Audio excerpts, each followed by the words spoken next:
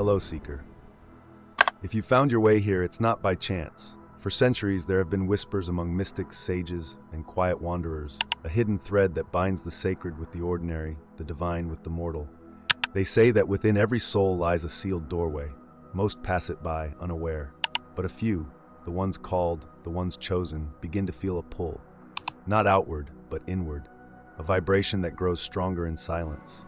You may have felt it too, the quiet urge to withdraw from the noise, to question pleasure, to retreat from the world not out of fear, but purpose. It is these stirrings that signal the beginning of the path. And at the heart of this path lies a secret, the transmutation of desire. Part 1. This is not a tale of repression, nor is it a sermon cloaked in guilt. It is the story of energy, raw, unfiltered, sacred, and how those who walk the higher path learn to redirect it. Sexual energy. A force so potent that it creates life, binds lovers, and drives empires. But what if it was never meant to be spent so carelessly? What if within it lies a fuel, a code, a frequency, capable of awakening powers dormant for lifetimes? The ancient ones knew. From the tantric sages of India to the Taoist immortals of China, from Christian mystics to Egyptian initiates, all spoke in different tongues of the same secret, that to preserve one's sexual energy was to preserve the sacred fire. This fire, when retained, builds within. It coils like a serpent, the kundalini, waiting to rise. And when it does not bring shame but sight, not suppression but elevation. In the modern world, this truth is obscured. We live in a time of overstimulation, where gratification is instant and longing is dismissed as weakness.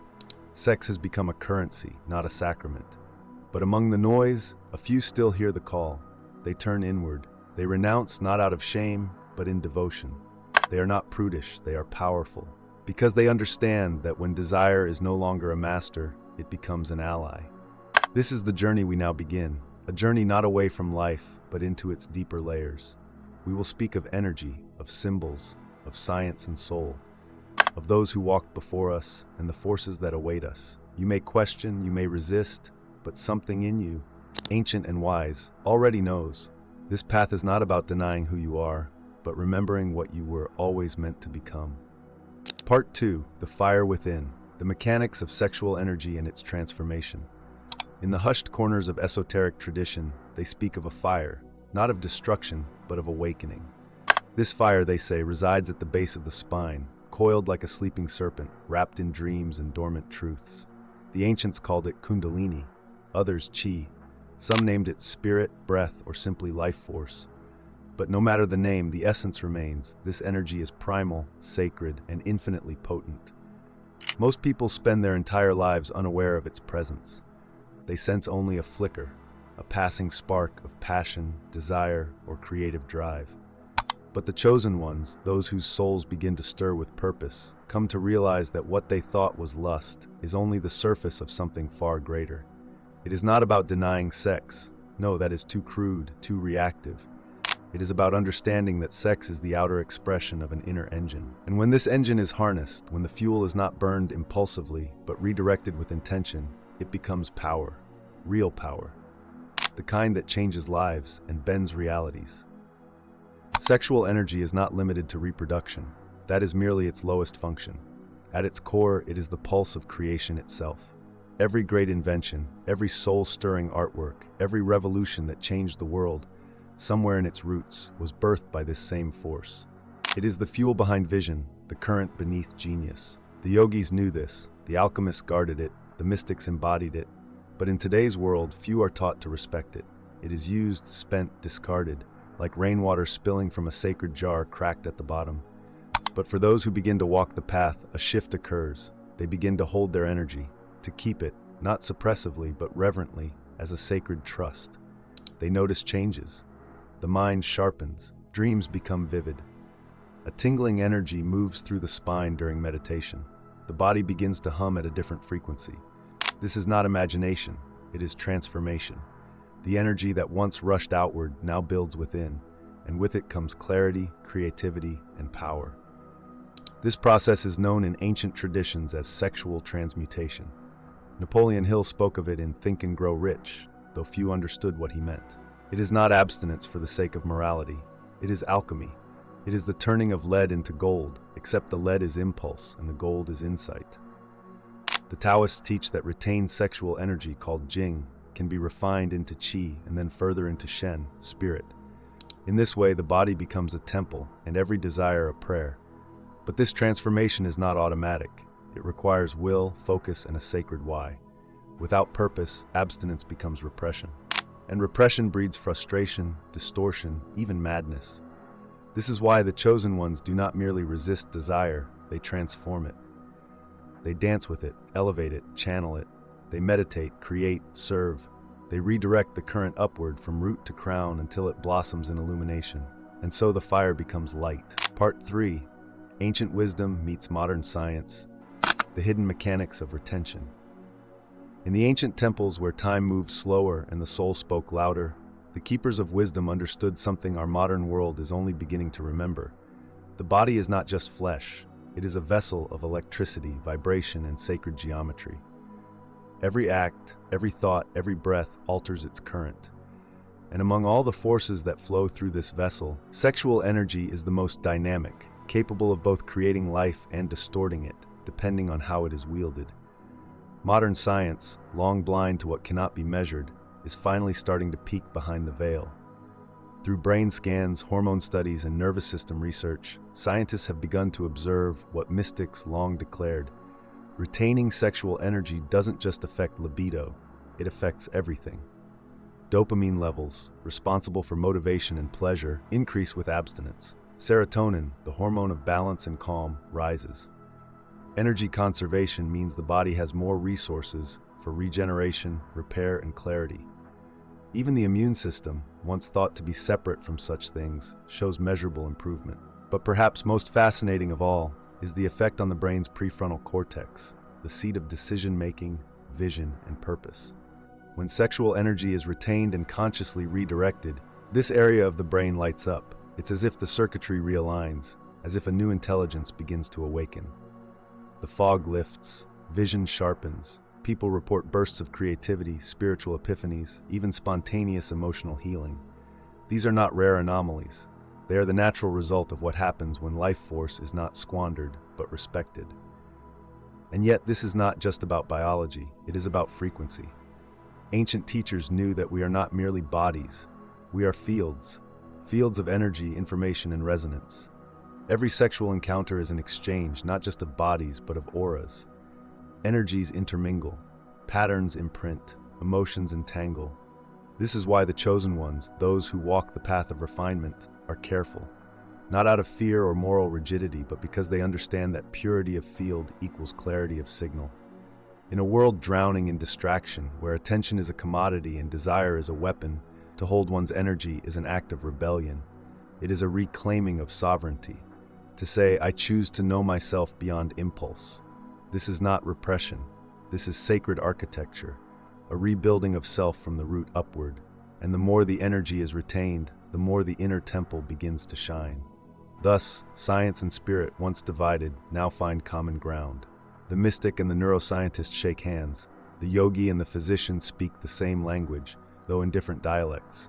And at the center of it all stands the seeker, you. Remembering that what the ancients whispered in symbols and what the scanners now reveal in color are simply reflections of one deep, eternal truth. Your energy is holy. Part 4. Celibacy as Power, Why the Chosen Ones Walk Alone. There is a silence known only to those who have chosen the narrow path, a silence not of absence but of presence. To the world they may seem strange, detached, distant, but behind the stillness in their eyes, behind the gentle refusal of indulgence, burns a fire so focused, so disciplined that it could reshape stars. These are the celibates, the keepers of inner flame. And though they walk alone, they do not walk in loneliness, they walk in alignment. Celibacy, in its true form, is not suppression, it is redirection. It is the conscious choosing of clarity over chaos, of devotion over distraction. The chosen ones do not deny their nature, they refine it. Their abstinence is not a rejection of pleasure, but a channeling of it into something greater. While the masses seek connection through bodies, they seek fusion with the divine, not out of guilt, not out of fear, but because they have tasted something deeper, something sacred. Across ages and cultures, The most luminous beings have often walked this path. Siddhartha Gautama, before he became the Buddha, renounced sensual pleasures not to escape the world, but to understand it. Jesus, the Christ, walked not with a wife, but with spirit, choosing solitude as the ground of revelation. Countless yogis, monks, seers, and mystics have followed, not because they were told, but because their soul demanded stillness. To retain one's sexual energy is to carry a torch through the dark corridors of the unconscious. Each time the urge arises and is met not with denial, but with awareness, it transforms. Each moment of tension becomes a forge. The body, once a servant to desire, becomes an altar, and desire itself becomes prayer. But make no mistake, this path is not for everyone. It is not superior. It is not a trophy. It is a calling, a sacred assignment for those whose soul contract includes leadership, healing, or the anchoring of light. Celibacy creates a vacuum, and nature abhors a vacuum. That space, once filled with fleeting intimacy, is now filled with presence, with intuition, with guidance. The celibate becomes more attuned, more receptive, more anchored. They begin to glow, not with self-righteousness, but with resonance. And yes, there are trials. The world does not reward restraint. The culture mocks chastity, confuses it with repression, or twists it into shame. But the chosen ones know, there is no shame in knowing your power, no guilt in guarding your temple. To walk this path is to become luminous, and to be luminous in a dim world is to invite resistance, but also reverence. In solitude, they hear the whisper of the soul. In restraint, they discover a new kind of ecstasy, not the ecstasy of flesh, but of spirit, a vibration so pure it cleanses, so high it heals. And when the time comes to speak, to create, to love, their energy is undivided. Their presence becomes medicine. Not because they are perfect, but because they are whole. So they walk alone, but they walk as beacons, not to escape the world, but to light it. Part 5. The Hidden Trials, Shadows, Temptation, and the Alchemy of Pain. No true ascent happens without descent. For every seeker who dares to walk the path of refinement, there comes a moment, or many, when the light fades and shadows stretch long. The ancient texts do not speak of this lightly. They call it the night of the soul, the test, the burning. To step away from the world's intoxications is not only to say no to pleasure, but to confront the parts of oneself that have long fed on it. And these parts do not go quietly. In the quiet of celibacy, the noise within grows louder. The unconscious mind, once lulled by constant stimulation, begins to surface. Old desires rise, forgotten traumas awaken. The ego, robbed of its favorite pleasures, rebels. Doubt creeps in. Why am I doing this? Am I just broken? What if this is all a mistake? This is where many turn back. They confuse the emergence of shadow with failure. But the chosen ones, those truly committed, understand the fire is not punishment, it is purification. Every temptation is a mirror, every ache a memory, every restlessness an echo from a time when the soul forgot its purpose. And so they sit in the fire. They do not flee, they breathe, they listen. And in the burning, something begins to change. Pain, when welcomed with awareness, transforms. Lust, when held without shame, refines. Loneliness, when embraced with purpose, becomes silence, and silence becomes communion. The chosen ones learn to transmute not only their sexual energy, but their wounds. They alchemize the ache. They digest the darkness. They allow the soul to clean house, to rearrange the architecture of self. This is the true meaning of transmutation. Not just of desire into vision, but of fear into strength, of shame into sovereignty, of hunger into light. The path demands everything, and offers even more, but only to those who do not run when the shadows rise. For in those moments of stillness, when one meets their inner ghosts with open eyes and steady breath, something ancient stirs. The serpent begins to rise, and the fire, once feared, becomes familiar. It is not a punishment, it is the forge. Part 6. Signs of Awakening. What happens when the fire rises? It begins subtly, almost imperceptibly. A deeper stillness in the chest, a sudden clarity in thought. The sun looks different, sharper, more alive. The same street you've walked for years feels foreign, as if something in you has changed, or perhaps something has been revealed. These are not coincidences. These are the first signs that the fire has begun to rise. When the sexual energy, now purified, retained, and transformed, starts moving up the spine, it does not do so as chaos. It rises as light, as intelligence, as consciousness unfolding within form.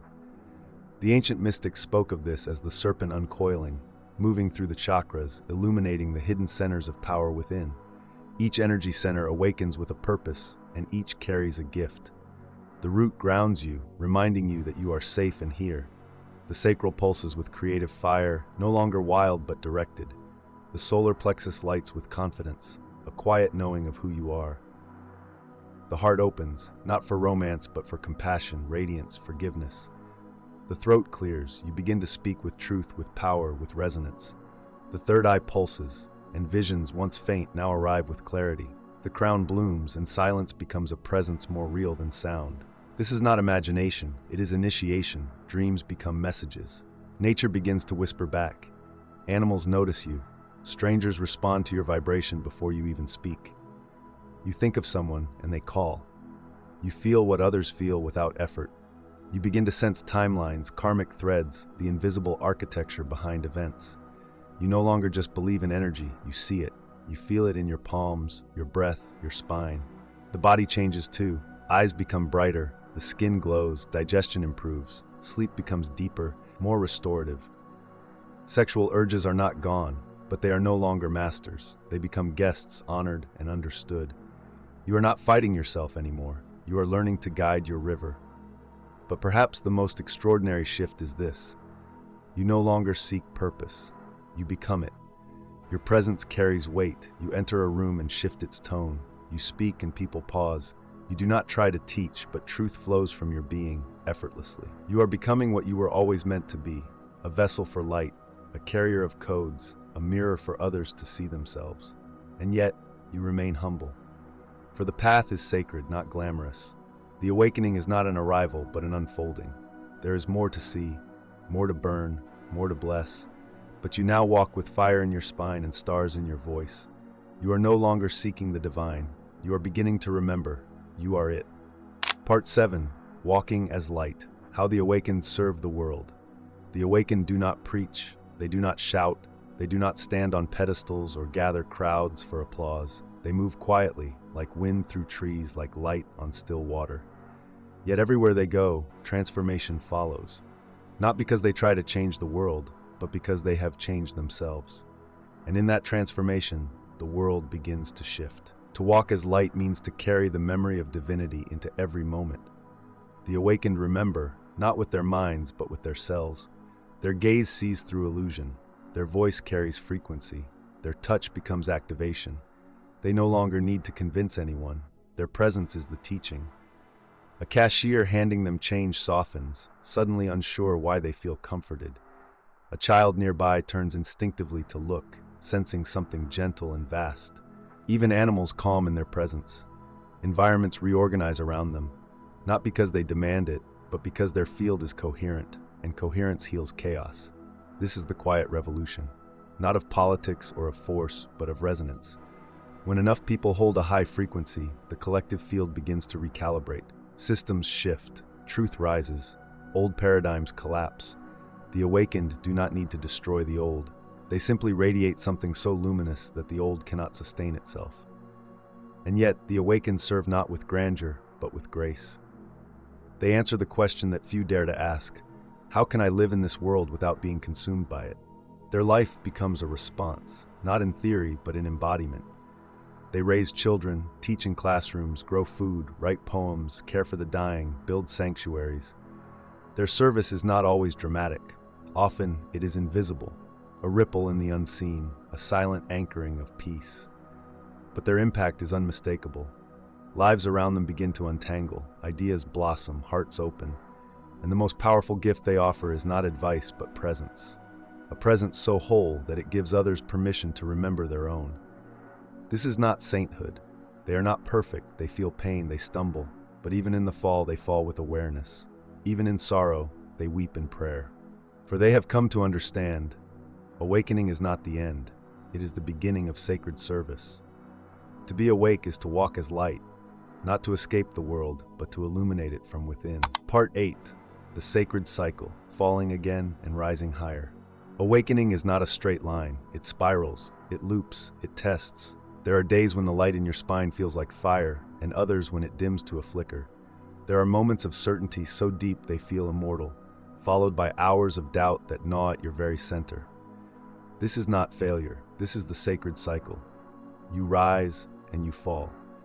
But with each fall, you learn how to fall differently. You do not crash blindly, you descend with awareness. You feel the edges of your shadow and you name it. You observe the craving, the anger, the fear, not as enemies, but as old friends visiting one last time before fading into memory. The chosen ones come to understand. Evolution is not about perfection, but about presence. To fall and stay present is more powerful than to float in denial. The spiral teaches depth. Each descent is a return, not to who you were, but to a deeper layer of who you are becoming. The ancient initiates knew this. Their rites of passage were not meant to end suffering, but to change one's relationship with it. In the fire, the gold is refined. In the dark, the eyes adjust.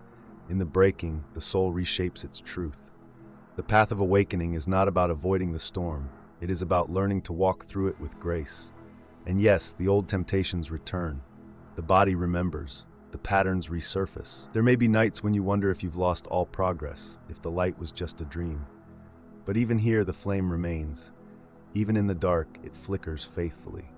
Because now you carry the light inside you, not as an idea, but as a flame that cannot be extinguished. The sacred cycle is this: rise, fall, rise again, each time truer, cleaner, closer to essence. Not because you never break, but because each break opens a doorway. Not because you avoid pain, but because you now listen to it. You learn to love your scars, not because they're beautiful, but because they're real. In time, you stop fearing the fall. You welcome it as part of the rhythm of becoming. The spiral is not a setback. It is a design, a sacred one. Part 9, the return, when the mystic becomes the mirror. At a certain point, the journey changes. It is no longer about seeking light. It becomes about becoming it. And once one becomes the light, the call to retreat fades. The mountains have been climbed, the shadows have been kissed, the flames have burned, and the ashes have settled. It is now time to return. But return does not mean regress. The mystic, once hidden, now walks in the open. Not to preach, not to convert, but to reflect. They have become the mirror, not the kind that flatters, but the kind that awakens. Simply by standing in truth, they cause others to remember their own. In their presence, illusions crack, masks slip. The soul, long silent, begins to whisper again. This is the sacred return. When the mystic brings the temple into the marketplace, when the alchemist enters the kitchen, when the sage holds a child and pours eternity into their eyes. They do not need to speak in riddles or wear robes of gold. Their gaze is enough. Their stillness is enough. Their daily life becomes initiation for others. They make eye contact and people soften. They touch a hand and trauma melts. They write a sentence and someone awakens. Not because they are special, but because they have become empty enough to be a vessel. Their ego no longer clouds their light. Their pain has been turned into medicine. Their silence roars louder than noise, and yet they remain humble. They still sweep floors, make soup, feed animals, cry in prayer. Enlightenment has not made them invincible. It has made them real. They no longer seek meaning in every experience. They carry meaning into every moment. Wherever they go, they anchor something unseen, a frequency, a reminder. They carry a home inside them, and others feel it. They carry a doorway, and others walk through it. Not because they are trying, but because they have become. This is when the mystic becomes the mirror, and in that reflection, the world begins to awaken. Part 10, the final threshold, living between worlds. To awaken is not to escape this world. It is to remember how to live fully within it, while rooted beyond it. The final threshold is not a door, but a space where two realities kiss. The seen and the unseen, the temporary and the eternal, the human and the divine. The awakened learn to walk between these realms, carrying the wisdom of one into the work of the other. They drink tea and feel galaxies swirl in the steam. They change diapers and receive visions. They mourn with those in grief, but their tears carry silence from beyond the veil. They feel pain, yet they are no longer bound by it. They witness injustice, but no longer become it. Their presence becomes a paradox, grounded and vast, soft and unshakable, simple and utterly mysterious. Living between worlds means being able to hold both, to laugh while breaking, to speak truth while being doubted, to serve without being seen. It means understanding that not everyone will understand, that your light may threaten those still clinging to shadows, that your joy may irritate those married to suffering, but you remain, not to convince, but to anchor, not to save, but to shine. The awakened become bridges. They translate frequencies into language. They ground vision into action. They offer safety without clinging, guidance without control, love without condition. They walk slowly, not because they are lost, but because they are listening to deeper rhythms. Every breath is a communion, every step a ceremony, every moment a merging. Eventually, they stop trying to choose between worlds. They realize they are both. They are human and soul, vessel and flame, soil and sky. They are not here to ascend away. They are here to illuminate within. And so they live in paradox. They pray with open eyes. They love with open palms. They weep with sacred purpose. They build altars out of laughter and temples out of silence. They speak, and something ancient echoes behind their words. They pause, and time seems to wait for them. This is the final threshold. Not an end, but a becoming. Not perfection, but integration. Not arrival, but presence. This is the mystery, not to transcend the world, but to carry the stars in your breath as you live inside it.